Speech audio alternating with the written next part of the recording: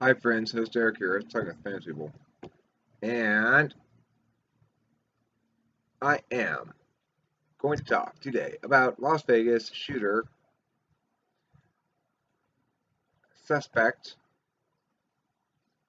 Stephen Paddock. And additionally about the various ways in which people understand that event, what it means, why it happened, how it came to be, etc. Of course, also various thoughts about who's responsible for it. The fact is, and this may seem kind of odd, I guess, if you are extremely uh, if you're like extremely devoted towards conventional explanations, you might be entirely unwilling to entertain the possibility that some narrative other than the mainstream narrative regarding what happened in Vegas is possible. On the other hand, if you're inclined towards conspiratorial things, then assuredly this one will pique your interest. Because the explanation that we've all read in the news and we've heard people from the government talking about and stuff, the explanation is that there's this guy, Stephen Paddock. He's a professional gambler of sorts, or retiree who was a high stakes gambler. However, it's also been stated that by somebody who's the highest, one of the, I don't, maybe chairman of one of the Homeland Security Committee or something like that, said there's no evidence to substantiate that this person was motivated by gambling debts. This individual was said to own some guns, but from everything I can see, there's no evidence that he owned automatic weapons, which clearly were being fired as per the audio of the event happening. So it's one of those things that makes you ask a lot of questions. Makes you go, well, what the hell's going on here? How could it possibly be that this 70-year-old man almost, who was a high stakes gambler, but not but who had not incurred any gambling debts and who owned guns, but by all accounts was not assembling an armory or something. How could it come to be that this gentleman was responsible by himself for an attack on something like 550 people, 50 of whom died or so, and 500 additional have been injured in some fashion? Well, okay, so I'm not a person who necessarily discounts the notion that it's possible this would be a Psyops thing, a Psyops operation. If it were a Psyops operation, what that would mean, from my interpretation of the situation, would be that that somebody in the government or somebody, it would be a couple possible things. It could be, if it were a straight up Psyops false flag kind of operation or something like that, then it would be somebody in the CIA or NSA who had decided to, who had implemented a plan. Perhaps it was justified by some variety of political outcome that the faction within that organization had deemed significant enough to justify killing 500 Americans. I mean, killing 50 Americans, shooting 500 Americans. That's one possibility. Typically, conspiracy theorists or people who ascribe legitimacy to some conspiracy theories are going to find that it is the government that is conspiring. And generally speaking, it would be the government that would conspire because the organizations other than governments only conspire for profit. They might conspire to commit crimes, I suppose, as well. But the thing is, government is the only one that conspires to shape history in this fashion. I guess religion can as well, Islam does. It's not unique to government, but the point being, if you are going to say there's a conspiracy going on here, then you have to explain, well, why ought we not believe that a lone wolf guy did it in the capacity that and that it's exactly as they say it? Why ought we not believe that, in fact, there's a single guy who had some automatic weapons and who, for no apparent reason so far that we can tell, um, went into a hotel room in Vegas and out of the 32nd floor fired automatic weapons at a crowd of 22,000 people attending a country music concert in Las Vegas. Now, there may be conspiracy theorists out there who say that didn't ever happen. It was all filmed on a soundstage. The witnesses you hear talking, they're all fake. It's all blah, blah, blah. If your position is that, then you're just being crazy. There's no reason you could possibly maintain that position. That the government, that nobody was actually killed, that nobody was actually shot, that it's just a narrative construction. The reason being, you can see clips of videos from people who were there, and they're published through the normal means, Instagram and such. Uh, Somebody you know was there?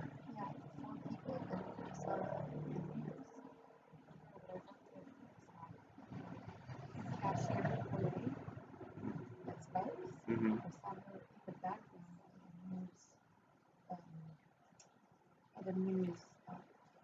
But really, is she okay? I mean, did you talk to her? Here in the background, frantic, shaking, talking on the phone. She just gotten back to LAX. Oh, so it was like an LA news thing about people returning from Vegas. Yeah. Oh, okay. I mean, there you go. I did not know that before she just interjected to say that, you know? Um, it's pretty hard to try to claim that it was recorded on a soundstage and everybody there's an actor and there are fake witnesses and nobody actually died. If you're making those claims, there's absolutely no justification you can give to say those claims are substantiated.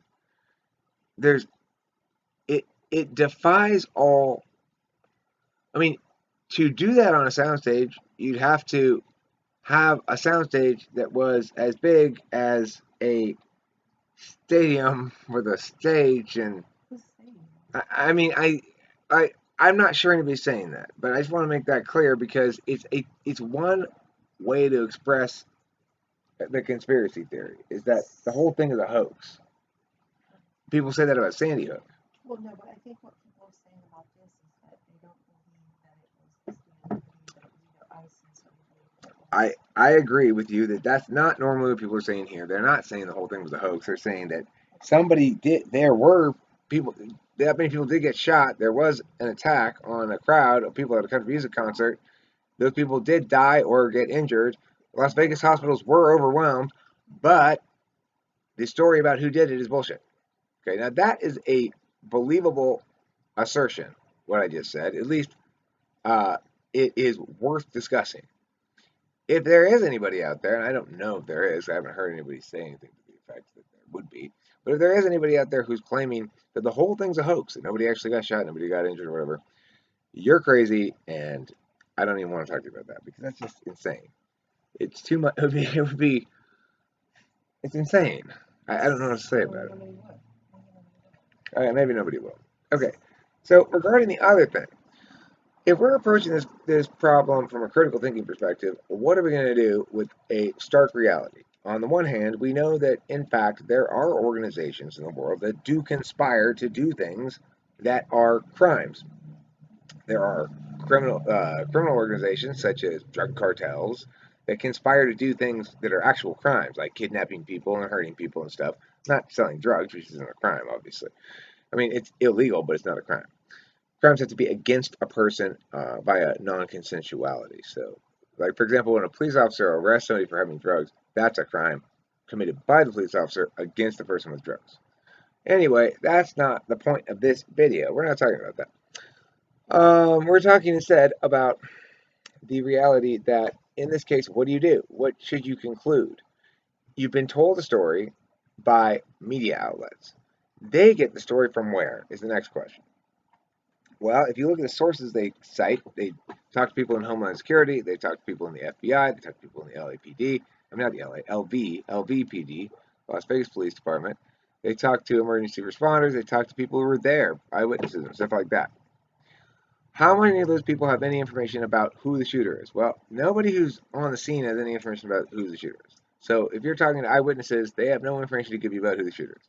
If you're talking to firemen who are there helping the ambulance people carry people off or whatever, they have no information to give you about who the shooter is.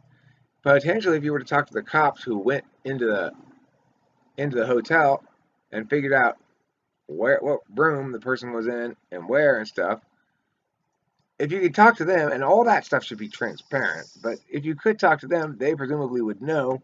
They would at least know what they did, what they said to the hotel when they went in there. They would at least be able to tell you that. Presumably, you could talk to somebody who works for the hotel who talked to the cops, whom the cops asked questions of, and who would be able to provide you information about what the cops asked. That would be interesting to know.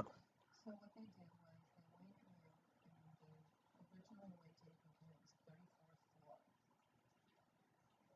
and they banged down a door, and it wasn't in fact the 34th floor. And so once they got responded to the floor, it took them time before they could catch him. And meanwhile, the guy was, they say, was going in and out of 2 rooms, and that he had put surveillance camera in the hallways so he could see when somebody was coming up the stairs or the elevator. And before they got to him, they rushed at him. He shot one woman in the leg, and then he shot him, and then he killed himself. Okay, so that's the official story, apparently. That's what the news says happened? Yeah. Okay, that's what the cops say happened. That That first was what a witness was saying, that he saw a woman being carried out. She was shot by the. He in was the on another hotel. floor. Yeah, he was on the 35th floor. And the cops first started on the 34th floor? Yeah, And he then heard them in the room below, and heard something go off, like they banged in the door, and he wasn't in that floor. So then in that time, they were trying to get to him. That's when he killed himself. And so they bombarded a door. There was a woman that was part of the hotel staff that let them onto the floor. She got them onto the floor. He shot her, and then he went back into the room, shot himself, and that's when the cops went in. huh. So that's the official story. Presumably you could talk to that woman, you could talk to yada yada yada. Now, regarding the conspiracy thing, let's say talk to all those cops and they're unusually for cops, they're open about what happened and they reveal the fact they all tell basically the same story. They're all believable, let's say. You talk to the hotel woman, she's totally believable, let's say, and she's been shot. And you talk to the hotel employees and say, how long has she been working here before she got shot like that? And they're like, she's been working here for like 15 years. Okay, well, she's probably not in on it. Maybe, but I mean, at a certain point, you get enough people you're saying are in on it, then it starts to become incredible, not credible. Because if it's a conspiracy that requires knowing the knowledge and cooperation of large numbers of people, it won't stay secret very long. If it can successfully piggyback off the unknowing cooperation of people, it has a much better chance of succeeding. But even then, to the extent that it requires directed action by other people have the capacity to put 2 and 2 together sometimes. There's risks and stuff. The small cabal of people who would be making the decisions would need to have authority over all those people, and would need to have the task they're assigning them would need to be consistent with the authority they've been afforded over them. So there are real organizational challenges to conspiracy. You need some measure of unity amongst those who have the most influence, amongst those who are directed to use violence to enforce the organization's rules. I'm assuming that such an organization that was conspiratorial in a fashion that would execute large numbers of people for no reason, that such an organization would, of course, use violence within its own to enforce its own rules, codes, expectations, etc. But that does not change the fact that in organizations like the NSA and CIA, there are factions, and it does not change the fact that the directors and such get changed by different political regimes. So there's a there seems in a lot of those who ascribe to conspiracies a desire to link conspiracies from one generation to the next, as though there's an organization that is in charge of conspiracies that has been going on since the 1700s, and it's made up of this small cabal of super powerful families who blah, blah, blah. That stuff is nonsense. You can't. Power doesn't work like that. Power and wealth and resources don't work like that. So while it's true that the royal family is an example of a family that has maintained its wealth and power and resources, it's also true that that the more distant you get from the core of the existing family tree of who's in front of that, the less linkage you get to it. And it's also true that it's the example, it's the counterexample that proves the rule. So they have an according social status that allows them to maintain their thing as a fixture of British society. If you're talking about you or me or something, I might get rich and powerful and pass it on to my son, and he might not be able to handle the responsibility, and or might just not care about it or whatever. So that's reality. Cross generational conspiratorial organizations are bullshit. Now, what else is bullshit? Like lizard people, bullshit. Illuminati, bullshit. Uh, is it true that extremely rich people do fucked up shit and maybe even try to execute control they ought not be able to successfully execute? Yeah, of course. Look at that dude who slept with all those like 13-year-old girls who's Trump's friend. Like, hey, we're all millionaires here indulging in our evil appetites because we can. Isn't that, aren't we, aren't we chummy and smug and awful? Okay, that kind of shit does go down. But remember, and this is why a larger scale conspiracy theories explain there being some sort of global, uh, global intention regarding global identity or something, or globalization, some sort of nation destroying uh, impulse of the UN and stuff like that. Factions of power compete against each other or cooperate with each other according to individual interests of the faction. And there's no, like, Trump is checked and balanced in the United States because he is president. He blah blah blah blah. He has to get approval for this. Is the check and balance very effective? No. But is he omnipotent? No. And if he tries to do certain things, he will be he will not get away with it. Like for example, if he were to try to openly round up Mexicans and shoot them all, it wouldn't fly. There was no way that it would happen. If he made a speech saying, "Listen, we need to stop treating Mexicans like human beings. We need to round them all up and shoot them, including the little children. Just take a shotgun and blow their little fucking heads off." It wouldn't fly, right? It simply would not fly. So there are limits in any context, except maybe something like North Korea, where people get a year in jail for showing inadequate delight at Kim Jong Un or Il or whatever, whichever one it is. The point being, fly, fly, flies.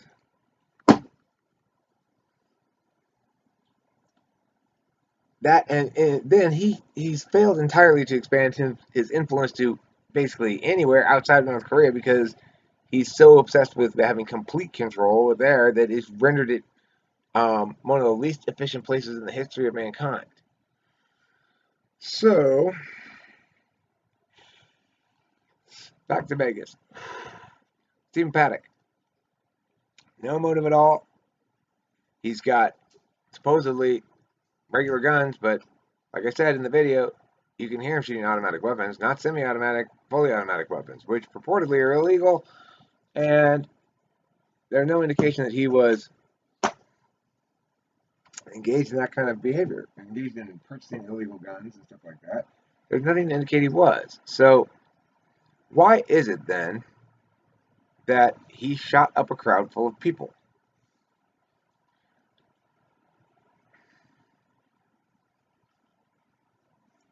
It's possible, remember, that the story is exactly as it is. That for reasons not yet uncovered, or that perhaps will never be uncovered, or we do not understand, or may eventually understand and become clear, and we go, oh, that's why. I mean, I don't know. Why would anybody do that? For any reason. No matter, there's no good justification for it. There's no good justification for trying to massacre as many random people as possible. There's no good justification for it at all. Period. Ever, no matter what. So, and yet we as a species are naturally obsessed with the motive. We'd like to understand why someone would do such a thing. We'd like to picture ourselves in a situation where, can I imagine myself in such a state of spiritual collapse that I would feel that I would follow through on an impulse to do such a thing? That I would even have such an impulse in the first place. It's difficult for all of us, I'm sure, to conceive of themselves taking automatic weapons, looking down upon a crowd. Yes? Okay, I'm going to end this live stream in a minute and I'll come in, okay? It's difficult for all of us to imagine this, I suppose, of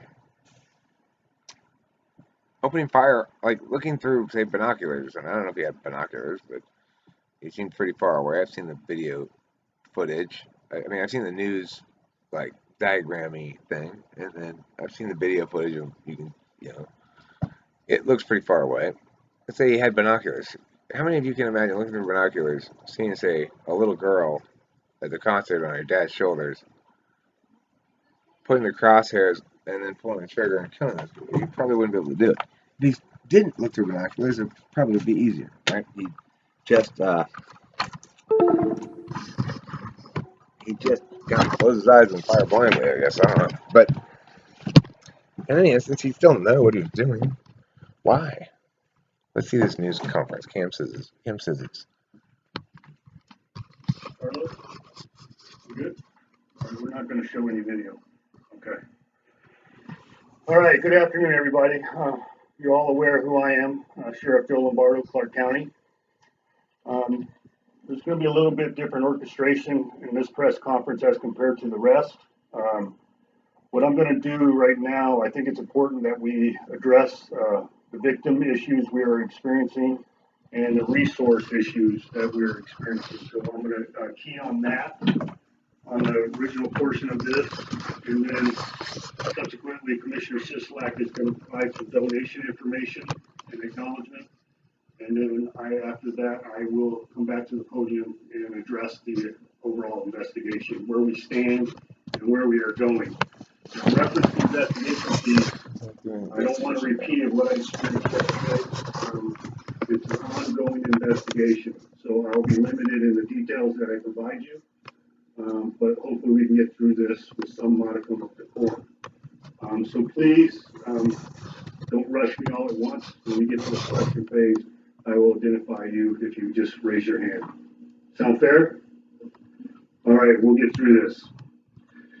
Okay, so as matter as formality, our department has worked through the night to identify all the victims of Sunday evening's mass shooting on the Route 91 Harvest Festival. Stuff. We have identified all but 3 victims. We still have an active scene at the grounds near Mandalay Bay, so we ask anyone to stay away from that area until further notice. The FBI is working diligently to clear that scene. So the question is the FBI versus us. We have partnered with the FBI, as I said, from the very beginning of this in the investigative phase. The FBI has brought a large amount of resources out of Washington, D.C. to assist us with that. The reason why the Harvest Festival is still in continuation of investigation is not only solely related to the removal of the victims, but is also documentation of the scene. So we're using the best practice technology to ensure that we have complete documentation. That's why it's taking a longer period of time associated with this. So we ask for everybody's patience. As far as Las Vegas Boulevard, north and south, we anticipate to be open and shortly in the next few hours to benefit with commerce and what we do as a community. All right, the key component here is resources and victim identification. So bear with me. I'm going to try to get through this the best I can. But the important piece is if you missed a number, we are putting up on lvmpd.com in the next hour the listing of all numbers I shall provide you today, and for people out in the public to contact us if they are lacking this or they don't see this broadcast. Okay, we're asking for anyone who might have information about the shooting in a criminal capacity or is a victim of the shooting to contact us via 311. If you are out of state, if you have left since the shooting and you have discovered you feel that you have become a victim or you realize you have an injury associated to it, we're still asking you to contact us, but the out-of-state number will be 702-828-3111. Additionally, if you are local, Okay, so there's that press conference. Now, people who are interested in determining whether this is a Psyops operation or conspiracy theory or something, I think one thing that's a piece of evidence that one can consider is body language, state of emotion, believability, etc. And each of us could render different opinions about those issues regarding the sheriff that was just talking. But to me, he seemed authentic in the sense that he seemed nervous to be talking in front of a press conference. He seemed harried, as though he'd been dealing with this kind of investigation. He seemed emotionally tired. And he seemed like an asshole who's honest, though. He seems like he's just a gut read. Can we use that as evidence that it either is or isn't a conspiracy? Absolutely not, because of course the core question would be, well, where exactly does the level of knowledge, in other words, willful understanding, this is what we're doing, and I'm participating in it, or at least affirming its basic concept, or whatever. How many people have to agree to this decision before it's implemented, and how many people get to know about it and know the truth? How many people know the truth? So that's a core question of any sort of conspiratorial idea. Is a conspiracy means knowing participation by multiple parties. There's a conspiracy of two. To the extent that a plan becomes more complex, a conspiracy becomes more complex, it's likely to require more parties to participate. To the extent that they can participate without knowing what's going on, obviously that's the benefit of the conspirators. But to the extent they're doing something important for the conspiracy, then they're going to have to know more information. And to the extent they're doing something insignificant for the conspiracy, they have to know less information. It would seem to correlate that way anyways. So, again, I'm going to start sort of recap here at the 30-minute mark, the basic premise of what I've said so far. First of all, conspiracies do exist in the world. They are carried out by a variety of different kind of organizations. The CIA, the Central Intelligence Agency, and comparable organizations around the world and other countries, their primary job is exactly that, to conspire, supposedly to conspire in the interests of the United States. But the point is they have a task to conspire. What comprises the actual interests of the United States is a point in constant dispute and constantly evolving. So it's very challenging, if you want to have a healthy society, to build into it an organization that operates in secret, outside of the real oversight of the population, maybe slightly overseen by the representatives chosen by the population, but inadequately so for sure. If in fact secrecy is key to everything they do, then keeping information away from people is uh, par for the course. It's not appropriate in a representative democracy, in a real democracy, or in any kind of state that claims legitimacy because of the consent of the governed or the participation of the governed, to have as part of it not one but at least two large scale, extremely expensive, budgets not even known, spy organizations, and to then go about poo pooing the notion that anyone in the United States would conspire to do something like this. Of course they might, but that doesn't mean they did. So the question is, let's talk about psyops. What is psyops? Psyops is the notion that if the government has outcomes they find desirable, such as we'd like to take away everyone's guns. This is a popular conspiracy theory motivation. People in the government want to take away everyone's guns, and so they create these events in order to justify stricter gun laws and seizing guns and yada yada yada. Except there have been so many of these events, and there still aren't any stricter gun laws. And if that was the justification for it, well, it's true that assault weapons are already illegal. So, fully automatic assault weapons, fully automatic ones, are already illegal. So, if in fact it were a false flag operation designed to make stricter gun laws, then why wouldn't they have had him use a weapon that was legal so that would justify a stricter gun law? Now, if instead you're saying, well, we're not looking for incremental change like that, they're not looking uh, to take away guns one at a time. They want to build enough critical mass and critical momentum until the country gets so sick of it that everybody just agrees to, okay, fine, guns are illegal now. That's not very realistic. I mean, that's not going to happen.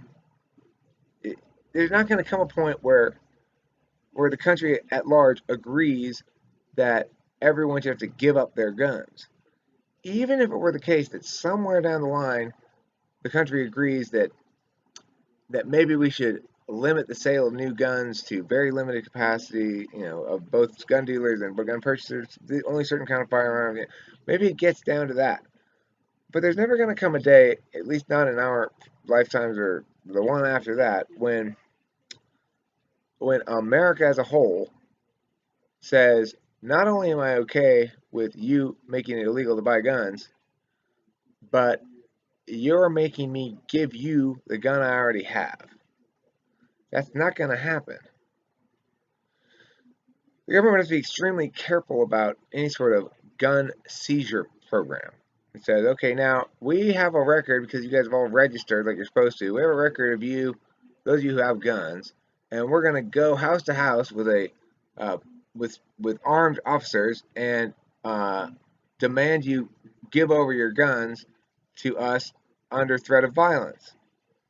It's not going to ever happen that way. It might happen that eventually they make it almost impossible to buy a new gun legally, and even then, of course, people will have guns because those people who want to commit a crime with a gun are already desperate enough to commit a crime with a gun. They're certainly desperate enough to commit a gun crime, a gun acquisition crime. Now, there's a general misconception amongst law enforcement communities, amongst people who think about public policy in general, that somehow, because we make it we make the transaction itself illegal, we guarantee that fewer transactions will take place and that there'll be fewer guns on the street, kind of thing. It just doesn't work like that. I mean, it does not work like that. It is true that you can make some kinds of guns illegal and they'll be hard to find and you won't get them anymore. But that's different than saying you're making killing capacity therefore difficult to find or whatever. That doesn't ever happen. People switch to a different gun.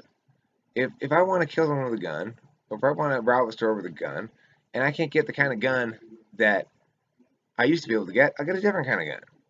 If they're trying to make all guns illegal, well, I mean, like I said, there's hundreds of millions of guns already in the hands of Americans. So even if they were to prevent uh, most new gun acquisitions, we're well armed enough to shoot up the country for a generation or two, for sure. It's not like going away anytime soon. So this motive of the government wanting to take everyone's guns, it just doesn't hold water to me as a motive. Now, does it work as an actual impact of it? Maybe a little bit better, but not well enough to work as a motive. If they are motivated by that, um, it would seem they would have to be aware of the fact that there's no guarantees here. That they're killing people is guaranteed. The the damage is guaranteed, but there's no guarantee that they're going to achieve the impacts they want. And there's no reason to conclude that there might not be a better, less bloody way to achieve their impacts. So it would seem a little bit specious to think that that could possibly be their motivation. If there's another motivation for this sort of thing, I don't know. It's difficult to imagine a motivation from anybody, right? It's just as difficult to imagine a motivation from Stephen Paddock. It's easier to imagine a motivation for a lone wolf than it is for a government organization because we don't know who the individual people are who are comprising the government organization. So, Stephen Paddock, he has no motive that we know of yet. Also true, the government or CIA or NSA or cabal of powerful people within the government or whomever it is that you attribute these things to, if you are thinking it's not the mainstream story is not the real story, they don't have a motivation either, as far as I can tell. Not a one that's satisfying. Um, it, it would seem to make more sense motivationally from a lone wolf perspective who wants to make some kind of a point or to sort of vent his soul crushing anger or something like that. It makes more sense as an act when framed through an individual's psychopathy, an individual's um, complete spiritual, mental, and emotional collapse than it does as a policy plan. I mean, what could you be trying to do? Could you be trying to hurt Vegas tourism? Could you be trying to damage country music festival attendance? Could you be maybe the guy was aiming at somebody in specific in the crowd, but wasn't able to find them or spot them, so he decided to just shoot up the whole crowd and hope he hit the person he was aiming for. I mean, it's hard to say what possible motivation could be for firing upon a crowd of 400, 500, I mean, shooting 22,000 people, shooting like 500 of them. But my point here is it's equally difficult to understand why any sector of the government would be so inclined either. It doesn't seem to correspond with any actual policy goals that are currently being implemented by the government. I think it's of note Trump would seem to discourage one from accepting conspiratorial theories that cross administrations. From in general, I would say people who believe in conspiracy theories probably don't think the president is actually in charge. Except look what the fuck Trump's doing. I mean, the dude's nuts. And he's doing whatever the fuck he wants. Obviously. It, it, if some super genius out there is writing these characters for the American presidents, He's doing a bang up job of it, and they're amazing actors. Trump is genuinely a buffoon with a very savvy smartness to him that's like self-serving. It's not smart like intellectual. It's self-serving. He doesn't give a fuck whether what he's saying is actually logically consistent or not. He just wants to be logically consistent enough sounding to sell you on it. So that's a real difference from Obama, who really was it was a weak ENTP. Uh, and it's way different from George W. Bush, who was like a kind of a Bible thumpery nut job, who thought himself like the angel of death upon the heathens or something. I don't know. All these different presidents have expressed very different personalities, very different narrative preferences, very different policies in some regards, and very similar policies in other regards. Some people who think that there are conspiracies that stretch beyond single administrations of American presidencies, they would claim that really, if you look at America's policies, it's the same from administration to administration.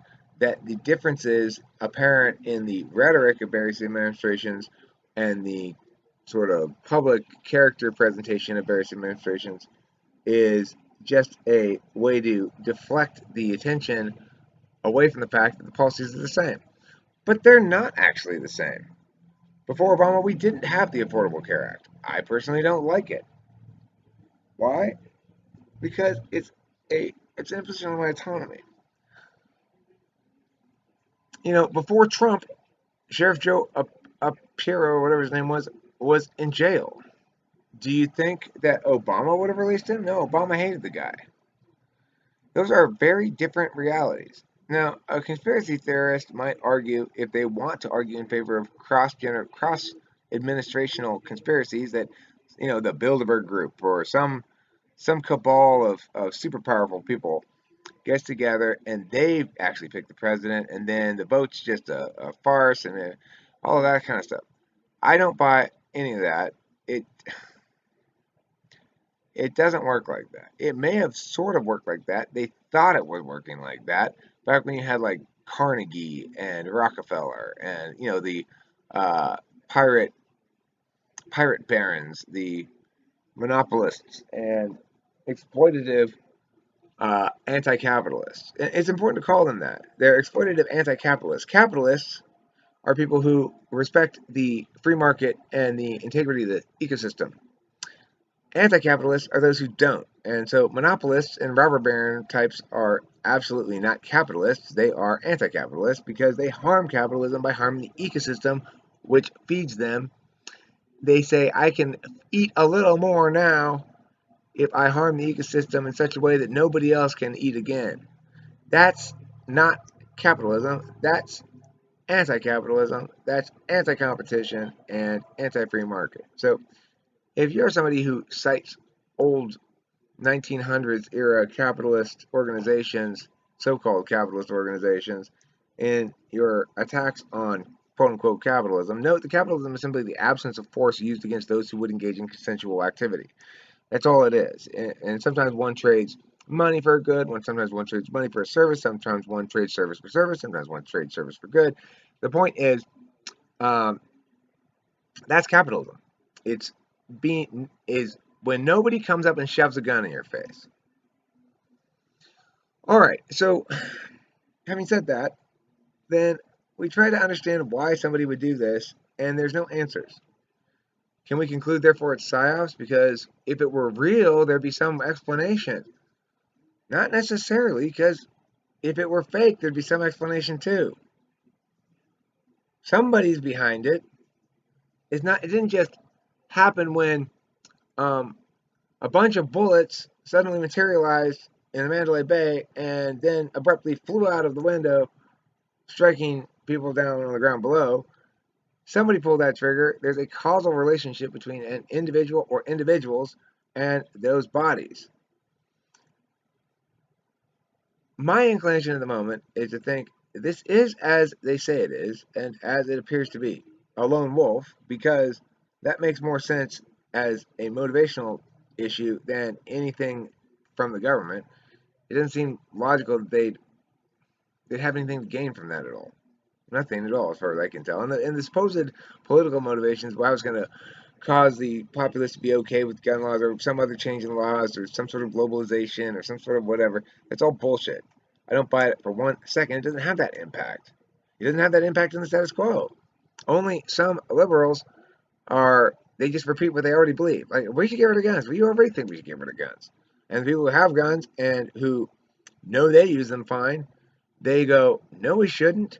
Just because there's a big car crash on the 10 freeway doesn't mean everyone needs to get rid of their cars, even if that car crash was caused by a psychopath who plowed into people. They go, yeah, but guns don't have any purpose other than to kill people. Well, they do have a purpose other than to kill people. They have a purpose to be owned by people. Those people might use them to shoot any number of things besides other people, and they may simply use them to feel more confident that they're well defended. They may use them to feel confident that if the government ever comes for our guns, I'm not primed for my cold dead fingers. I don't know. I don't have any guns. I don't like guns. But I do like gun rights. I mean, I kind of like guns. I shot one time. It was fun. Uh, but at the end of the day, it's kind of boring because, you get the idea of it right away that this thing shoots this thing out really fast and it can fuck shit up. So, I'm gonna fuck up that sign over there. Oh, look, there's a hole in it. Well, what they fucking do? How fun are guns, really? Not very fun. But they're kind of fun, I guess. Anyway, but I'm not opposed to them because I understand that there are things human beings do that can kill other human beings.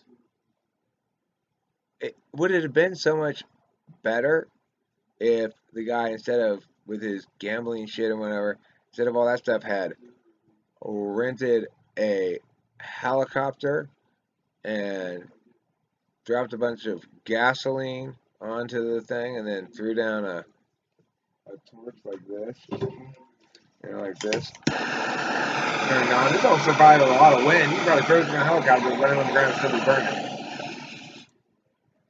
Would it have been better if he'd done that? He goes around, flies the helicopter over the concert, uh, dumps a big container of gasoline that he's got somehow attached to the bottom of the helicopter. I don't know. Maybe you have to do it on a plane. I don't know how that shit works. But let's say you could attach a big tank to the bottom of a helicopter, fill it with gasoline, fly over the concert, you let it go, it forms this fucking big mist of gasoline vapor, and you toss this, it goes boop. Would it work? I don't know if that will work or not, but there'd be some way you could get everybody with fire, I'm sure. We're not going to stop people from being able to have fire, are we? Nobody gets to have fire anymore. You might burn shit down. Who are you to tell me I can't have fire? Well, I'm the government. You are not. You're Joe Smith, some random fucking dude. Could be a complete moron like Donald Trump. Anyhow, the point is, I don't think it's a conspiracy. I don't think it's psyops. I think it's what they say it is.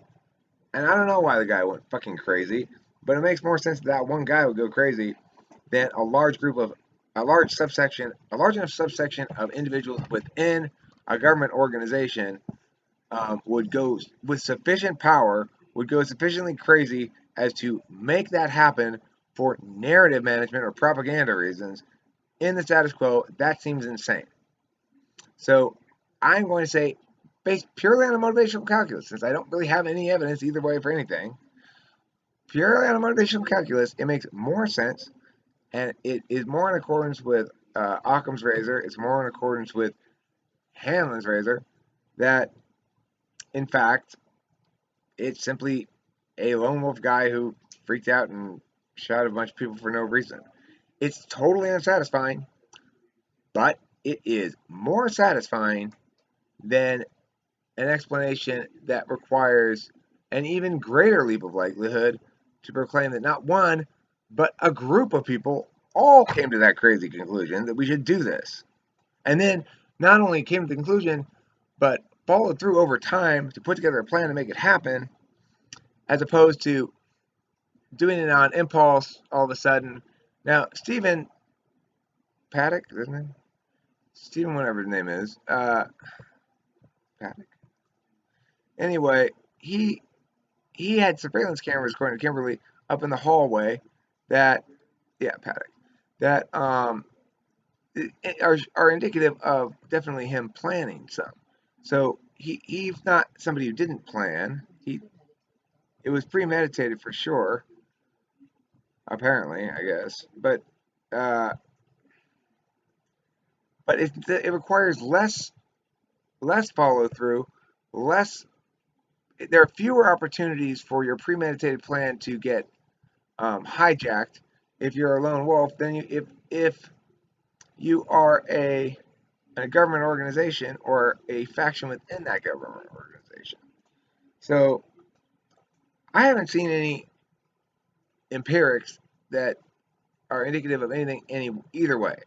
The one empirical piece of data that I think is curious, most curious of all, is the fact that he definitely was using automatic weapons. Even I, who is by no means a gun expert, can tell the difference between a semiotic and an automatic weapon when they're fired, and you can hear the audio on the cell phone recordings and stuff like that. The dude was firing automatic weapons, and they are already illegal. And I don't understand how he got them, but I think Kim suggested he made them himself. A bump? What's that? A pump?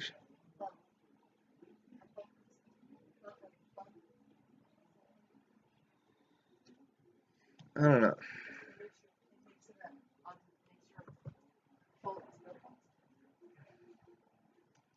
Had bump stock to make it. You should talk about a bump. A bump stock to make it a rapid fire weapon. You can also do it, but just putting. Well, I don't know.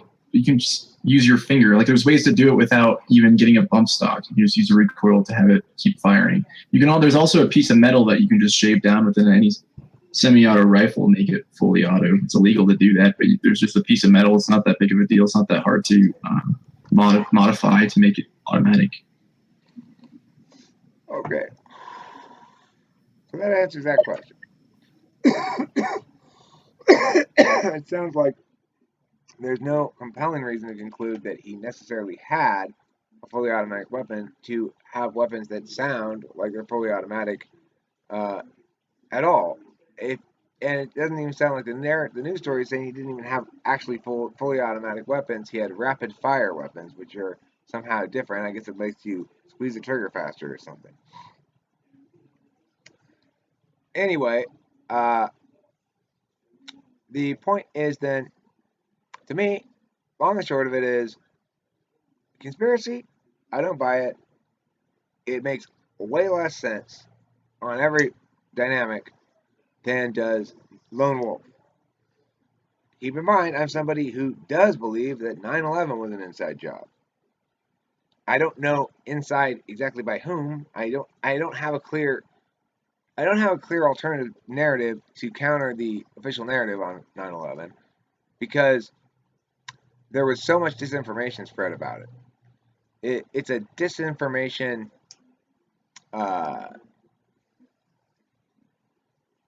neutron bomb. Most of the 9/11 conspiracy shit that you heard after 9/11, in my opinion, was an example of an ongoing Psyops campaign to muddy the waters so that nobody could figure out what was going on. I believe that to be the case tentatively, based on information that I have, which is, of course, necessarily limited. These people try to hide what it is they're doing. They don't want you to uncover it. This is why privacy is bad and obfuscation is bad. Transparency is the cure for all of humanity's cancers. Let's go transparency. Fight on, fight on, fight on to victory. I think I'm done with this video now. Although non-host Mark just arrived, I'm sorry, I don't mean to bail on you, but I need to go to work pretty soon, and I need to chat with Kim, and I feel like I've just been kind of aimlessly floating around today. Okay. All right. See you later, everybody. Thanks for watching Talk with People, and don't forget to eat plenty of cheese. We won't, Eric. We will never forget that as long as we live.